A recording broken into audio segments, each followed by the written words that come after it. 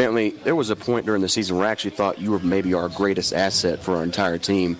I know during the course of the Sanford game, you actually kept us in the ball game with the way you were able to pin them deep. And like you said, not just have long punts and punts with a good hang time, but the way you positioned them where they were not able to get a return. What do you credit that to for as far as your success this season? The fact of the matter is you still got to go take care of business for the next 8 months before we strap things up again in August. And so it's imperative for guys like Keenan Gilchrist and Rashad Towns and those freshmen that we relied on to start from day one. They've got to get bigger in the weight room. They've got to get better mentally. They've got to do a better job of preparing for games and not just relying on their athletic ability. We've talked about it many times that the transition from going to high school to college is not about how demanding it is physically. It's all about the mental aspect of the game.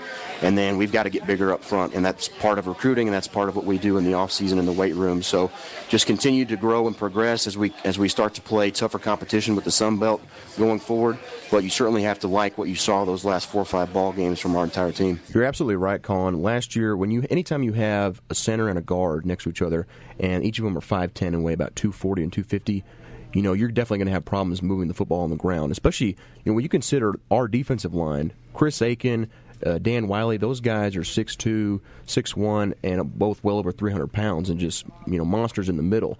And I feel that our offensive line, the way we recruited, was kind of catered to a mobile quarterback who was a runner first rather than a thrower, and you don't have that in Jamal Jackson now. I do, but I think it's going to take more time than people think. You did mention you're going to get more scholarships. You're also going to get better athletes just because you're now a Division I program. Like I said earlier on previous shows, any Division I athlete, as soon as they sign their letter of intent, they're thinking, I'm going to be here for 4 or 5 years and then I'm going pro. So the bigger the school, the more opportunities they have to make that a reality.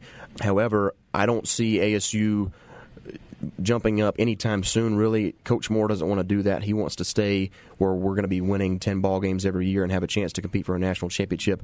If Coach Satterfield does become the new head coach, I would expect a jump to happen within 2 or 3 years of him being at the helm. Paul's really had a good afternoon, and it was a good job by Logan recognizing the blitz from the strong side and was able to get rid of the ball quickly to McGlure in the flat. Not only that, but I think the defensive front for both teams has done a pretty good job of getting pressure on the quarterback, even with just a 4-man rush. And they really haven't had to dial up a whole lot of blitzes to get any pressure on the quarterback. But just like you said, no big plays in the vertical passing game, which is a little disappointing when you consider you have Sean Price and Malachi Jones on each team. But a nice job by not only the secondary but the front four for both defenses. Well, I think the most important step is for everybody to get healthy. I think you really could see the importance of Jamal Jackson's value to this team with both Khalik Barnes and Logan Halleck leading their respective teams without scoring a touchdown through the entire scrimmage. But some good things to look at are defensive line play for both teams. Ronald Blair, what a day, 4.5 tackles for loss, 2.5 sacks, 9 total tackles, and Awale Dada with 7 tackles, 1 sack, and 2.5 tackles behind the line of scrimmage as well.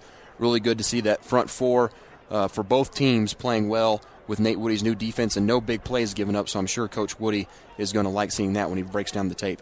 Yeah, I think just with Khalik, like you said, he didn't play at all last year, and his decision-making, not really trusting himself with that initial read when he's got a guy open. I know he missed Andrew Peacock a few times in those little out routes where it's, 1, 2, 3, and get rid of the ball, and just Barnes was holding on to it a little too long. But just like you said, with not having the quarterbacks really being able to run, that zone read option is kind of taken out as far as the offensive scheme goes, and that as you inch closer into the red zone, that kind of makes things a little more difficult for an offense as well.